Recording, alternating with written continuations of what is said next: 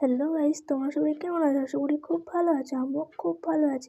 এটা আমার first mini blog. সারাদিন আমি কি করি না করি তোমাদেরকে শেয়ার করছি, তোমরা দেখতে থাকো। তো বিছানা তুলছিলাম সকালবেলায়, ঘুম থেকে উঠে বিছানাটা তুলতে তুলতে ভাই আসলো। সেই সময় ভাইকে বললাম বস। ভাই বসলো, বসে আমার সাথে গল্প করছিলো, তাই আমিও ভাইয়ের সাথে গল্প করছিলাম বিছানা তুলতে তুলতে। দিয়ে বিছানা তুলতে তুলতে গল্প করছিলাম। এখন বাজে 10:30 বাজছে এই সময়।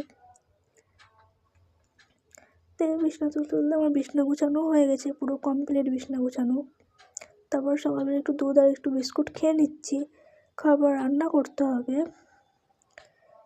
শাকটাও ধুয়ে নিচ্ছি, শাক ধোয়া হয়ে গেছে।